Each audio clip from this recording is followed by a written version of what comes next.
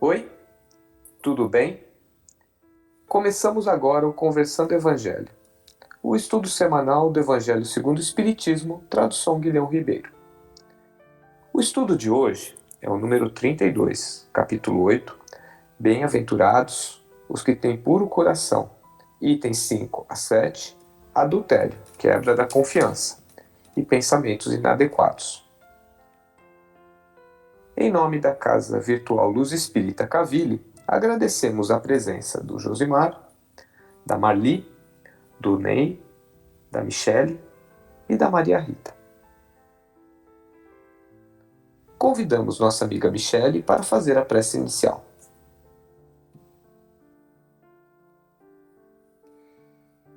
Deus, nosso Pai, Jesus, Mestre amado, espiritualidade amiga, agradecemos pela oportunidade de mais um estudo na noite de hoje.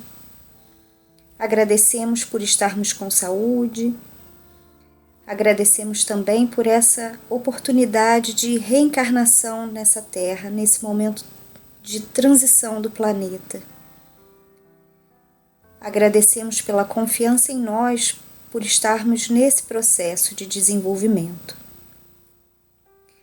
Pedimos, Senhor, que nos abençoe na noite de hoje, que nos inspire, que os espíritos amigos possam nos intuir, para que possamos fazer desse estudo o melhor que nós pudermos, para que sejamos realmente inspirados para fazê-lo com todo o conhecimento que adquirimos durante o estudo.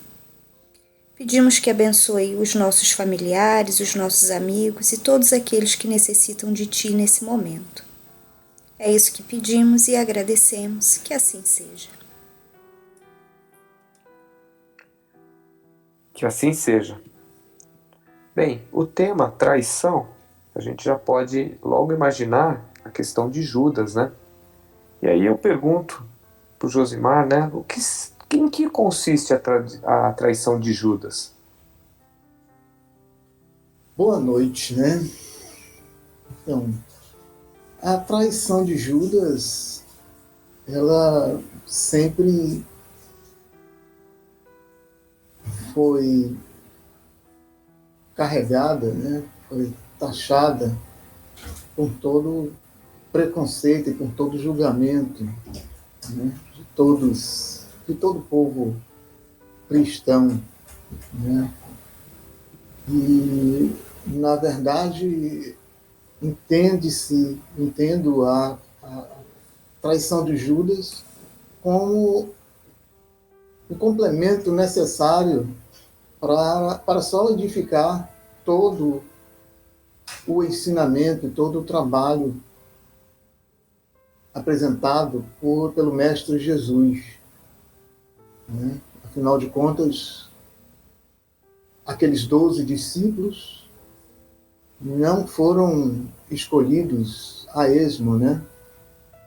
Jesus usou de toda a sua sensibilidade espiritual, né, altamente desenvolvida, né, como ele, um espírito puro que era já naquele tempo. Então, não houve erros, né? Não houve erros. Se houve a traição de Judas, é porque era necessário que houvesse, como o próprio Cristo nos coloca, né? A questão dos escândalos, né? O escândalo é necessário, e ai daquele pelo qual o escândalo se utiliza, não é? Então, a visão que eu percebo é essa é a necessidade dessa traição de Judas, né? Por crer que daquela forma ele poderia beneficiar a todos, né? Porque no momento sublime, pelo entendimento dele, no momento crucial, o Cristo se revelaria e arrebataria toda aquela situação. É importante a gente também lembrar que o Cristo, que foi a própria vítima, né, de Judas Iscariotes, o perdoou antes mesmo que ele concluísse o ato. E, no entanto, nós, o povo cristão, né, desde então, o crucifica, né? É realmente uma vergonha, eu diria até, o comportamento que nós temos manifestado desde então, né? A questão da malhação do Judas, né? É um ato realmente sem a mínima noção do que se faz, né? Já se passaram 2021 anos e o rótulo aí que carrega ainda é este, né? Nós esquecemos do conselho do mestre para que nós não julgássemos. A história dos 70 vezes 7, né, Josimar, do perdão que a gente esquece, né?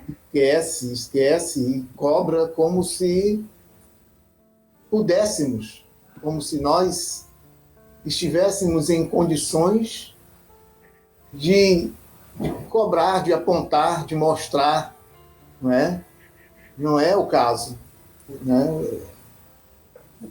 Eu escutei, não sei se é verdade ou não, mas um palestrante falando que o Judas, depois ele reencarnou como Joana d'Arc, foi um grande guerreiro do Cristo, defendendo o cristianismo, e ainda hoje a gente crucifica, a gente ainda malha o Judas, né? Então, quer dizer, ele já se redimiu, ele é um espírito de luz, de muita luz, trabalha a favor do bem, e a gente ainda faz isso.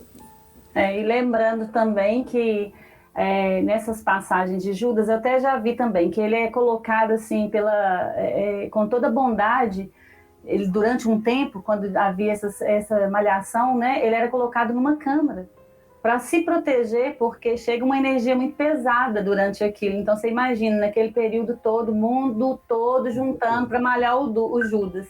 E lembrando que os discípulos de Cristo somos nós, né? Então, eles foram os 12 representando o que é a humanidade ainda hoje. Então, a visão que ele tinha também do reino que Jesus falava, ele tinha uma visão material, ele não tinha noção da visão espiritual, que hoje, até hoje, a gente ainda, muitos de nós ainda não temos, né, concreto.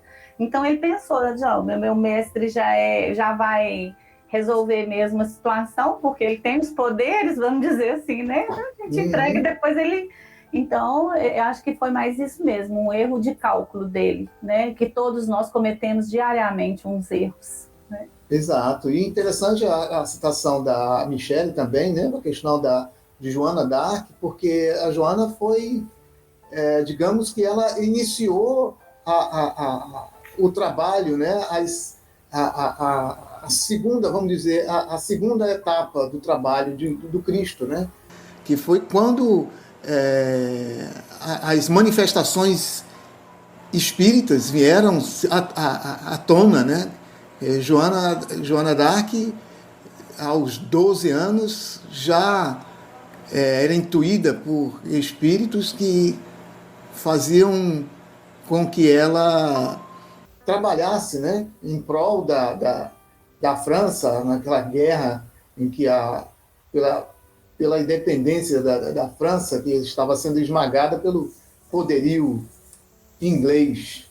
E ela, intuída pelos espíritos, né, a própria igreja enxergava ela como uma bruxa, porque ela falava com os espíritos, e foi através dela que eles conseguiram reverter aquela situação de guerra onde eles estavam sendo massacrados pelos ingleses.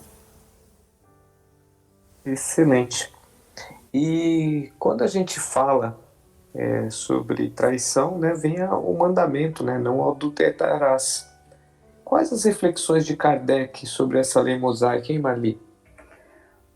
Eu vou começar essa questão, né, citando a questão 701 do Livro dos Espíritos, onde tem porque eu achei ela até mais interessante para a gente citar aqui. Qual das duas, a poligamia ou a monogamia, é mais conforme a lei? Bom, a poligamia, se fosse conforme a lei da natureza, deveria ser possibilidade de tornar-se universal. Ou seja, que ele quis dizer que se fosse uma lei da natureza, todos os países, todos os lugares haveria, né? Então a gente vê que já não é, porque alguns lugares adotam a poligamia e outros não. E ele fala que deve ser considerada como um uso ou legislação especial apropriada a certos costumes, o que o aperfeiçoamento fez que desaparecesse pouco a pouco.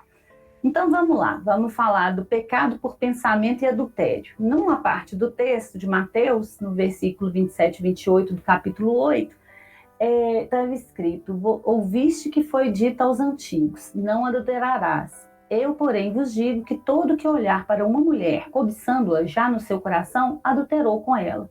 Kardec, quanto a essa passagem, ele esclarece que no primeiro parágrafo a palavra adultério no texto não deve ser entendida no significado exclusivo próprio, mas no sentido mais amplo do mal, no erro, no pecado. Então ele cita que, que empregava algumas vezes, que Jesus empregava algumas vezes, num sentido mais amplo, essa passagem. Por exemplo, em Marcos, ele falava que essa geração adúltera e pecadora. Então era uma coisa assim mais ampla a palavra adultério. O que fica bem evidenciado que as palavras de Jesus citadas por Mateus é que não se erra tão somente por um ato, ou seja, um ato em si vamos consumar no ato sexual, né, o adultério. Não somente, mas também por pensamentos. Visto que tem o coração puro, não sente mal e nem pensa nele. Então, sente, pensa e faz somente o bem, a pessoa que tem um coração puro. Percebe o mal ao seu redor, mas compreende como fruto da ignorância e da imperfeição. O pensamento mal, que é proveniente de um sentimento mal, demonstra a imperfeição do homem e seu grau de pureza.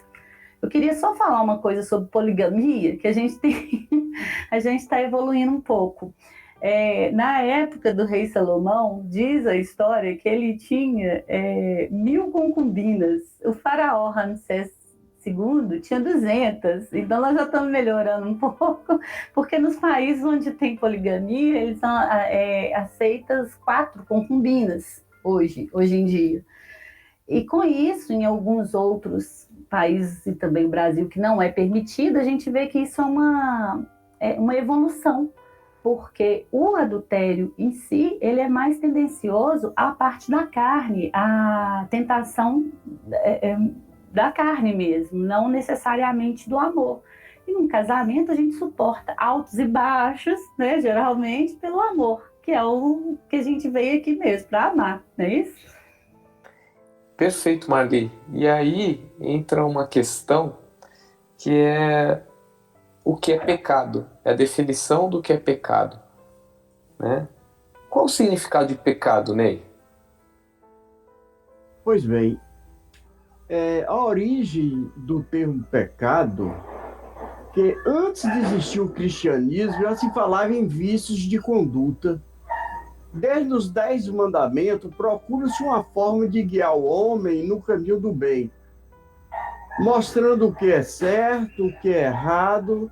Já no Antigo Testamento há um conceito de pecado. Vamos lá. A palavra vem do latim peccare, que significa passo em falso, cair, remetendo-nos à culpa ou delito ou transgressão. Assim, religiosamente, passou a representar a transgressão livre, consciente da lei ou preceito de Deus. Segundo Santo Agostinho, o pecado é uma palavra, um ato ou um desejo contrário às leis eternas, ou seja, às leis de Deus. Para nós espírita, ou na doutrina espírita, não usa o termo pecado, que é uma tradição utilizada pelo catolicismo e algumas outras doutrinas, como citada e é do conhecimento de todos.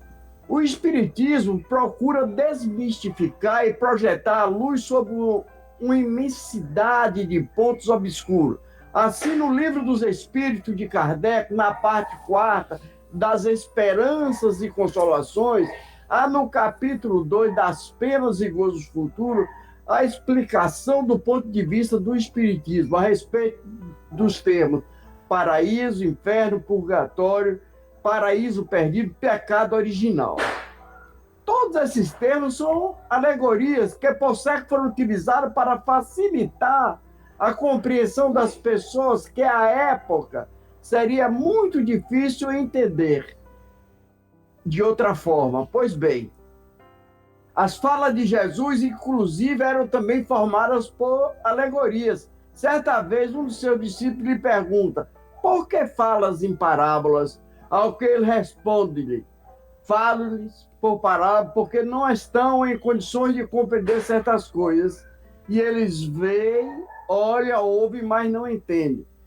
A humanidade está em constante progresso no nosso planeta também. Hoje é um mundo de expiações e provas, mas estamos na fase de transição para um planeta de regeneração, quando o bem começará a triunfar. É assim, irmãos, muito ligados ao mal já não nascerão mais por aqui. Os espíritos mais evoluídos voltarão para o bem, a chamada nova geração. Já estão encarnando para auxiliar a humanidade nessa transição. Esse processo também ocorre em outros mundos habitados. Pois bem, assim como em outras religiões, o Espiritismo também ensina o caminho do bem, mostrando que as más condutas são contra as leis de Deus e atrasa todo o nosso processo de evolução moral. Mas o Espiritismo traz explicações que Deus é justo, não concede castigo, mas sim novas oportunidades de corrigir tendências e de fazer um novo melhor por meio de sucessivas vidas. Por isso, não lembramos conscientemente de nossas vidas passadas, para seguirmos sem olhar para trás, mas com sentimento de que podemos fazer diferente, melhor da próxima vez. O Espiritismo defende a reforma íntima. Devemos procurar enxergar todos os nossos erros para conseguirmos melhorar e nos libertarmos de toda qualquer ação e conduta e sentimentos e vício que atrasa a nossa evolução moral. Perfeito, Ney. E aí, então a gente vê que o pensamento é uma coisa muito importante nessa relação, né? E a maneira como pensamos pode influenciar o nosso modo de viver, Michele? Com certeza. Onde o nosso pensamento está, o nosso coração vai estar lá. E sem falar de autoajuda, mas hoje a ciência, a psicologia estuda o sentimento. Hoje a gente tem a ciência da felicidade, inclusive. E nós temos que praticar o orar e o vigiar e o conhece-te a ti mesmo, para justamente conhecer os nossos pensamentos e domar os nossos pensamentos e, consequentemente, as nossas más inclinações. A grosso modo, a ciência nos mostra o seguinte, e a psicologia: nós não vivemos no presente. A gente não consegue, principalmente nós vivendo hoje a vida moderna, nós vivemos ou no passado ou no futuro. E esse excesso de passado, ele nos leva à depressão, e o excesso de futuro, ele nos leva à ansiedade. E o que nós temos agora? É um presente de Deus mesmo. É o presente, é o aqui e o agora. E o que isso tem a ver com a relação com o pensamento? Porque essa ansiedade ou essa tristeza, né, esse saudosismo, essa depressão, a gente vai ficar sempre pensando, ai, se eu tivesse feito isso, ai, se eu não tivesse traído, ai, se eu não tivesse falado mal, ai, se eu não tivesse feito aquilo, ou amanhã eu vou fazer isso, e tá sempre buscando, amanhã eu vou ser melhor, e o amanhã nunca chega, porque a gente tem que fazer agora, né? E então, outra coisa muito interessante que a psicologia nos mostra, só para ilustrar a questão do pensamento, são os estudos com pacientes com câncer. Aqueles pacientes que recebem a notícia e lidam com maior resiliência a notícia do câncer e o tratamento, mantêm um pensamento positivo e elevado, a chance de cura, de remissão é muito grande. Ao passo que aqueles que já se entregam, já lamuriam, acham injusto aquilo que está passando, a doença realmente, muitas vezes, os consome e leva até a morte. Então, só para ilustrar que eu falei desse estudo, eu não tenho a fonte agora, mas ele é real, tá? Quem tiver interesse, é muito interessante conhecer, tá na internet, mas isso ilustra o poder do nosso pensamento. Então, a gente precisa procurar. Nós somos cristãos, temos a doutrina espírita, o Jesus como nosso mestre e guia, que nos deu um verdadeiro manual de instruções de como viver a vida.